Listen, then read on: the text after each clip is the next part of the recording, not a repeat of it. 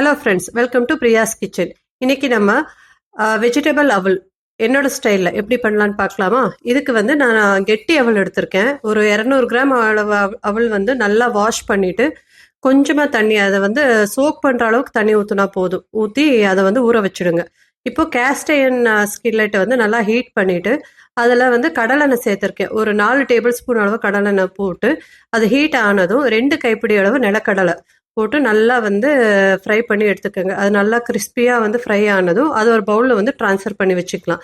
இது வந்து நான் லாஸ்ட்டில் தான் சேர்ப்பேன். அப்போ தான் உங்களுக்கு க்ரன்ச்சியாக வந்து கிடைக்கும். ஸோ இதை நம்ம ஒரு பவுலில் ட்ரான்ஸ்ஃபர் பண்ணதுக்கப்புறம் எண்ணெய் வந்து அதில் இருக்கிற எண்ணெயே போதும். உங்களுக்கு எக்ஸ்ட்ரா ஆயில் வேணும்னா நீங்கள் சேர்த்துக்கலாம்.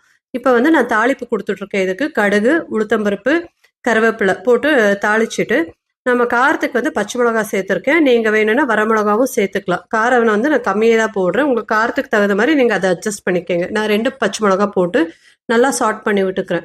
இப்போ ஃபைனாக சாப் பண்ணால் 2 வெங்காயம் வந்து சேர்த்துக்கிறேன்.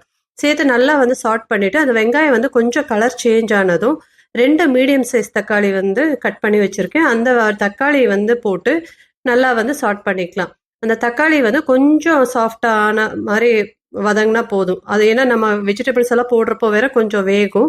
ஸோ இப்போ இந்த ஸ்டேஜில் வெஜிடபிள்ஸ்க்கு தேவையான அளவு உப்பு, கொஞ்சமாக மஞ்சப்பொடி போட்டு நம்ம சாட் பண்ணிக்கலாம். இது கூட வந்து நான் ஒரு 1/4 கிலோ அளவு லைக் 250 கிராம்ஸ் அளவுக்கு கேரட்டு பீன்ஸு சாப் பண்ணி வச்சுருக்கேன்.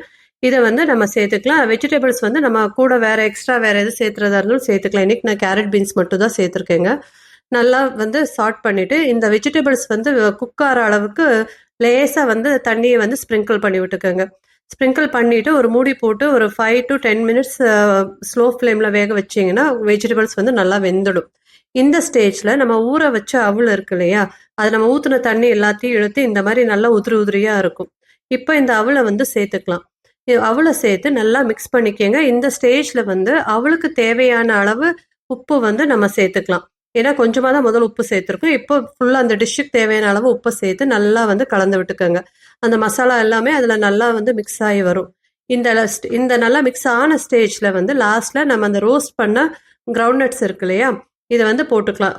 இதை போட்டுட்டு லாஸ்ட்டில் கார்னிஷ் பண்ணுறதுக்கு நான் கொத்தமல்லி தழையை தூவிக்கிறேன். இப்போ வந்து நம்ம ரெடியாக சூடான அவல் வந்து க்ரன்ச்சியாக அந்த கிரவுண்ட்நட்ஸோட வந்து ரெடி ஆயிடுச்சு. இந்த ரெசிபி உங்களுக்கு பிடிச்சிருந்தா லைக் பண்ணுங்கள், ஷேர் பண்ணுங்கள், சப்ஸ்கிரைப் பண்ணுங்கள். தேங்க்யூ.